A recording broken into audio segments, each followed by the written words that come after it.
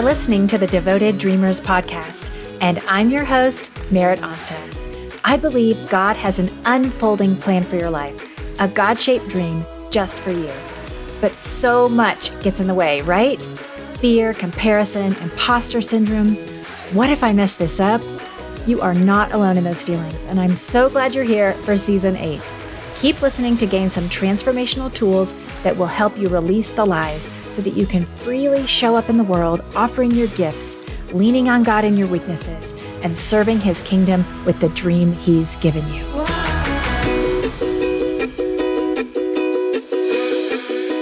Hey dreamers, this is episode 180, and it's a solo episode today.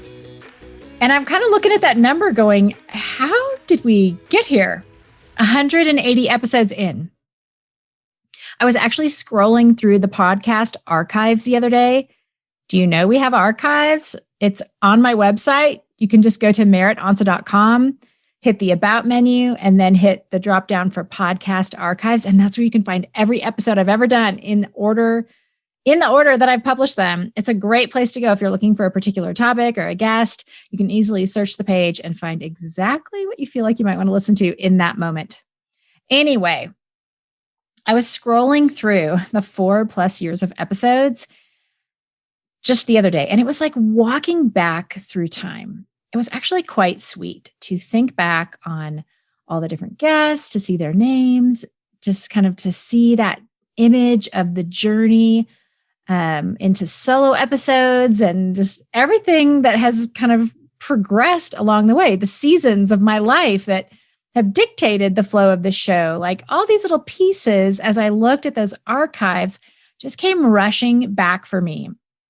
And it was actually a really quick and sweet way that I got to quietly celebrate so much of what has transpired since I began this little dream. And it got me thinking and wondering and really admitting to myself, I am not very good at celebrating accomplishments. I'm more than a little bit type A. And so I am usually off and running to check the next thing off my list after I finish something, even if it's just a podcast episode, rather than taking the time to see where I've been and give a little hoopla and hooray and reflect on where I've been and how I can learn from it. I just don't do that very often. And honestly, that's not a strategy I'm recommending, but it definitely relates to what I'm talking about today in this episode, which is the number 2 most requested topic in my Devoted Dreamers Facebook group. And it's just what the title says. Planning your dream while doing your dream. And if you're not in the Facebook group, look for the link to join in the show description when you're done listening to this episode, or just go to bit.ly/dreamer group.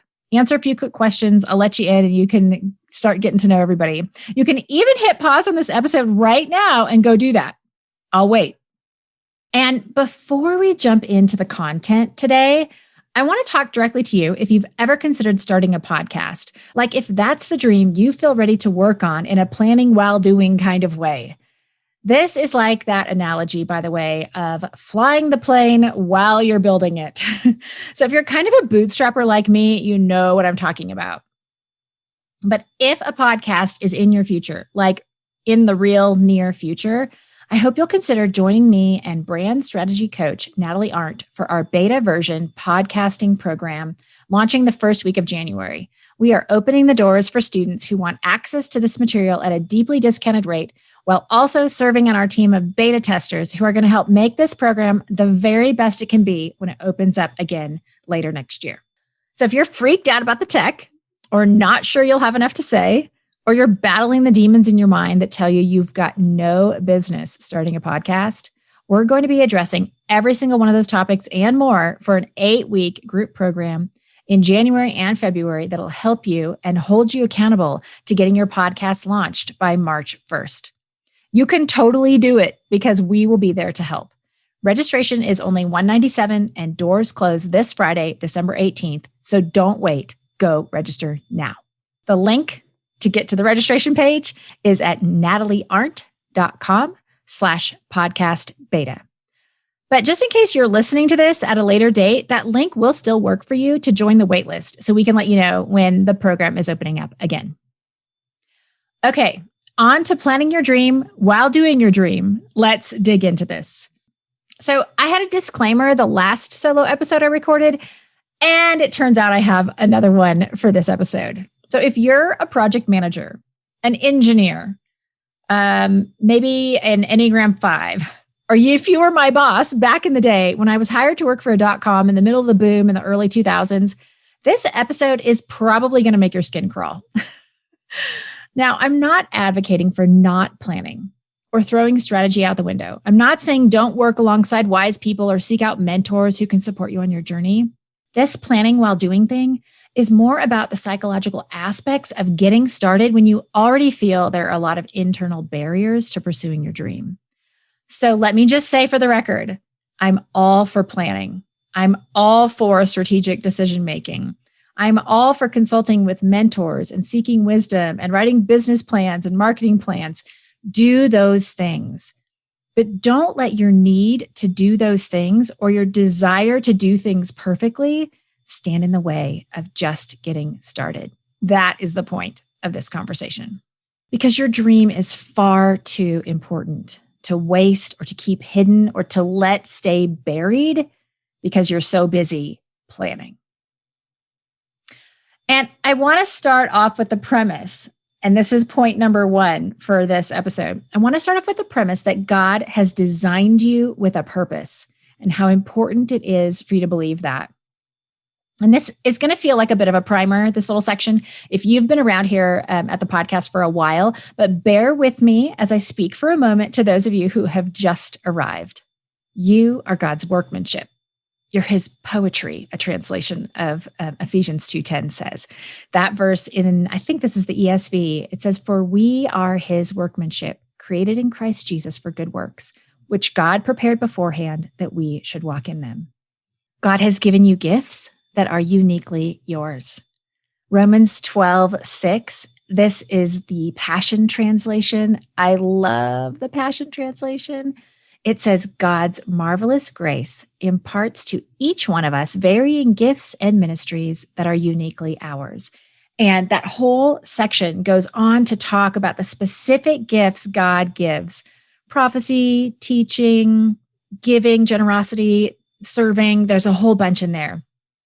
But the point of this, that it's by God's grace, his marvelous grace, that he gives each one of us gifts and ministries that are uniquely ours. So if you've doubted that God has given you a purpose, it's right there. He's given you gifts to use so that we would use these gifts for the praise of his glory. And these are some of my favorite verses in Ephesians 1. This is the ESV, verse 13 and 14.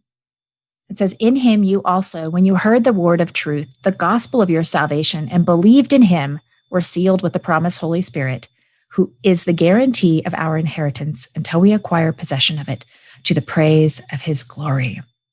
So we are to use what we've been given, the truth that we've heard, the gospel of our salvation, our being sealed with the Holy Spirit, our being guaranteed an inheritance.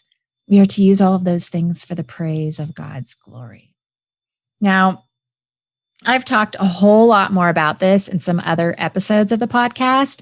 So if you just check out the show description in your podcast listening app, I've linked to a couple more episodes on this topic that you may enjoy in case you're new around here. And if you are, welcome. I'm so glad you're here. But what I need you to know from those verses and from this first point, that God designed you with a purpose, is that if he designed you with a purpose, you do not have to fear the outcomes of the steps you will take in walking into that purpose. Even if you're not entirely sure exactly what that purpose is, you do not have to fear the outcomes of the steps you will take walking into that purpose, because God is with you. He is in you. His Spirit lives in you if you've accepted Christ as your Savior. So you do not have to fear. You can walk forward anyway. So point number 2 is, therefore, don't let planning stand in the way of action taking, right? especially if you're in the early stages of something like a God-shaped dream, especially if you are prone toward perfectionism or seeking approval or performance. Guilty, right over here.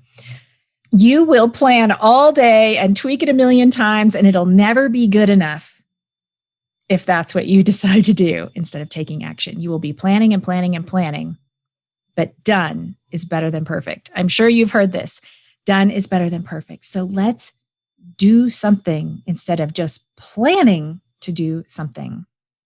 Of course, be diligent in prayer. Seek the Father, dwell with him, ask him for directions and guidance, and listen for his response.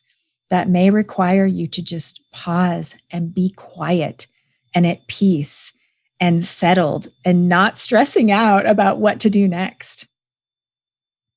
But in the absence of answers, like if you do pray and you seek him and you ask and wait on his response and you do not hear an answer, it is okay to keep taking steps forward. Do the best you know how to do with the information that you have right now. Not getting a clear answer doesn't mean that you can't go ahead. If you start to go ahead and God doesn't want you to go ahead, don't you think it's in his power to pull you back or stop you, right? Why are we so afraid to take a step when we don't have this booming voice from heaven or this chills down our back or whatever it is we think is the response of God? It is okay to take a step and see what happens. I think he's going to let you know if you're going down the wrong way. And a little bit of my personal experience on this one is I often hear from podcasters that they want to know, how did you decide to do seasons the way that you do? I hear that question a lot, not always directed specifically at me, but I'm one of those people out there who does seasons. And honestly, when I answer that question, my answer is that I did what was best for my stage of life, for whatever I was going through at that time. So in the summer of 2018, I took the summer off of podcasting when I had a baby. I did a couple little mini episodes, things I had recorded in advance. But other than that, I think it was 3 whole months off of podcasting. And then I also realized that podcast listens go down at Christmas time. If you're listening to this in January, hi, thanks for being here. So I don't often record an episode for the week of Christmas. In fact, last year I took 6 weeks off around Christmas in the early part of January. This year, I kind of feel like I still have things I want to say and interviews I want to share with you. So definitely come back on December 30th. I'll be here. But now I do a whole lot more planning of the podcast than I did in the beginning. But because I tend to be a perfectionist and I know sometimes not planning can actually be more helpful in living out of the freedom that God's already given me to trust what might happen without the plan in place. Today, I wrote this episode just minutes before I started recording, and it's okay. I had the title before, and that was it. And I just asked God, show me what you want me to share today. And so while I still do some planning, I kind of decided that it is okay for me to make decisions a little bit on the fly, as long as they kind of are still running along the same tracks that I have been running. I'm not about to go start a YouTube channel when I've been podcasting for 4.5 years. That's not what I'm talking about.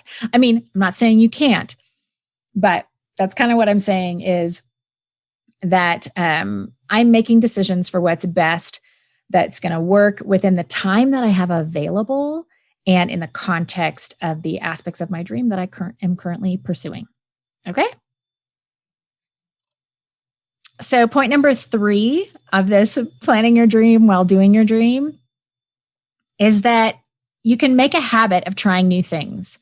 When you've got your whole year planned out, it's a little bit harder to do that. But when you're kind of working on the fly, pursuing the dream on the fly, you get to choose to try new things and see what sticks, throw stuff against the wall. And this also kind of requires you a little bit to allow yourself to make some mistakes or failures. That's actually how we really learn. And so being willing to make mistakes, to be wrong, to fail, it doesn't mean that it's not going to hurt when those things happen, or that it's not going to be embarrassing, or whatever it is that you might be afraid of. It doesn't mean those things aren't going to happen just because you've decided, hey, I'm willing to make mistakes. But here's the thing. When we take our hands off the wheel and we do our best with who we are and what we have today, it pushes us to trust the Lord, to trust our identity in Him, instead of putting that trust in other people and what they think of us or what they think of our performance. So it's okay to try new things and make mistakes. It's okay to fail and to have something go a little bit haywire. You learn, you take what you learned, and you walk forward with it. And just today, as I was getting ready to record this episode, I was looking for who else is talking about this building the plane while you're flying it concept. And I found a blog post from a nonprofit organization called Jobs for the Future. It's dated back in 2017, and it's written by their senior director, Marty Alvarado. But she talked about this concept of building the plane while flying it. And this was kind of in relationship. I think she was speaking to educators in this blog post. But she said, it captures the feelings of risk and uncertainty that accompany designing innovations and testing them in real time with actual participants, all while being responsible for keeping existing operations running. I thought that was really helpful. This is what you're doing when you don't let planning stand in the way of your doing, of your action. You're taking risks, you're testing things out, you're seeing what sticks, and then you keep doing those things that go well. You see what flops, and then you take time to evaluate why and maybe tweak it a little bit. You ask questions of your audience, of your people, like the people that are impacted by the work that you're doing, and you learn and you iterate and you keep doing, right? Done is better than perfect. So you keep doing. Okay, so a little bit of my personal experience on this. Every season of my podcast has been a little bit different. And clearly, I didn't plan that out from the beginning back in 2016. My interviews have retained a lot of the same topics or questions. Like we're still talking about God-shaped dreams, which is appropriate because that's what the podcast is about. But as I've gotten better at talking about my own dream, and as I've found language about what I really want to share in the podcast, I've changed my introduction. I've engaged differently in my Facebook group. I've opened myself up to more engaging conversations with listeners. Not that they were boring before, but in the past, I think I've been well, I'm not sure what else I would say. But now I've started to ask more questions and, know the types of things I'm interested in learning about from my listeners. I didn't know those things at the beginning. And it's actually been really, really fun to say to a listener, what do you need? And then figure out if I'm the one who can offer that, or if there's another better resource that I can point you to.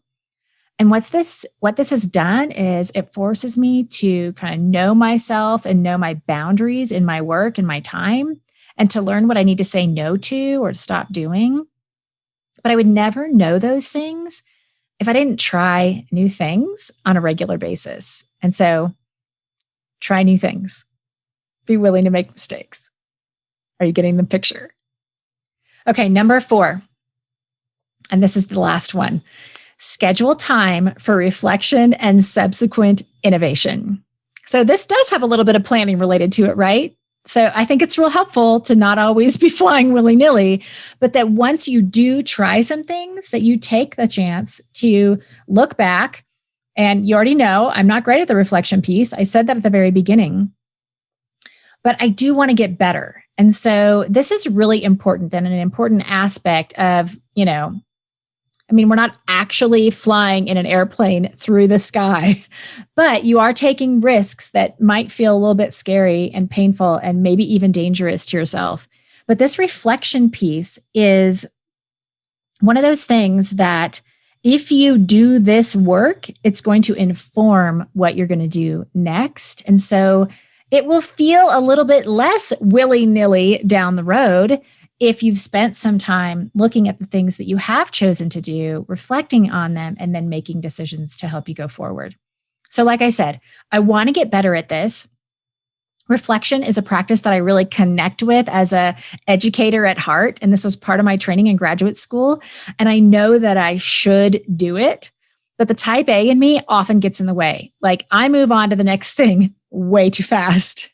But this year, I want to take some time, make some time to do it, especially this year that has been so unusual in so many ways and has actually helped me feel a little bit more reflective in my life in the first place. So I've got something planned later this week. So if you're listening to this the week that the podcast drops, which I guess might motivate you to do that in the future, because this is just 2 days away if you're listening to this on Wednesday. And this is going to challenge me in this, and I want to invite you along for the ride. So this is something I've never done before, but on December 18th, that's this coming Friday, I'm hosting a reflection dreaming session via Zoom. You can register to join me for free at bit.ly/dreamer reflection. There's 2 R's right there in the middle of dreamer reflection. And I will send you the Zoom link to join me. I don't have all the details of what this is going to look like, meaning like I'm planning it right now while I'm talking to you. So, we're just going to try it out and see how it goes. Great example, right? Practice what you preach. But here's what I do know. I'm going to bring my calendar, like my 2020 calendar, so that I can look back at things I've documented that I did this year. I will have my laptop, a notebook, maybe some coloring, like colorful pens, gel pens. My kid loves gel pens. And maybe even some coloring pages, like something that I can do while my mind is mulling over some of the things that I end up reflecting on, because I've learned it's often good to like have something to do with your hands as you're dreaming and brainstorming. So whatever you feel like you would need to reflect on what 2020 has been like for you or for your dream. Like if you don't have a dream, feel free to come and just reflect on your year. I'm going to like kind of preemptively say, like, we are not going to spend this time talking. Really, it's going to be 90 minutes on Zoom. And my plan is for us to say hello at the start of the call. And you can jump on like 5 minutes early if you really want to like say hi and introduce yourself. But the idea is for this time to be set aside when you ordinarily maybe wouldn't have taken the time to do this. I mean, this is the week before Christmas, so I get it if this is a busy time and this isn't going to work for you. But for me, at least, if I will schedule the time to do it, and the accountability is that you're going to be there, so I have to show up. But to take the time to reflect on your year, and just allow yourself and your spirit to dream a little bit about what's next. So open invitation for you to be there. That form, bit.ly/dreamer reflection. It's just got a little bit of a registration form where I ask a couple of things about you. I'd love to know a little bit about who's interested in coming to do this. And then we're going to take a few minutes at the end to pray at the end of the 90 minutes. So we're going to do this 2 p.m. Mountain Time, 1 Pacific, 3 Central, 4 Eastern. If you're international, go to like clocktime.com or something and look up and see what your time zone is. But I so would love to have you join me for this. And we'll just like spend some quiet time, like having the time set aside for you to think and reflect on your year, to pray and ask God, like, hey, what would you have for me next? How can I continue to build the plane while I'm flying the plane in my dream? And we're just going to, go into it with open hands and see what the Lord does with the time that we give him. So that's really all I have for today. This is my thoughts on planning your dream while doing your dream. I would love to hear your thoughts or questions about this in the Facebook group. And if you come in and pop a question into the Devoted Dreamers Facebook group, hey, we may end up talking about it on a future episode. But thanks again for joining, and I hope to see you on Friday, December 18th.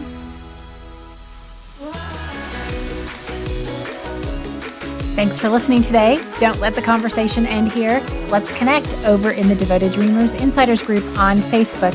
We're building a sweet community of dreamers so no one has to walk this road alone. You can find the group at bit.ly/dreamergroup. I'll see you in there.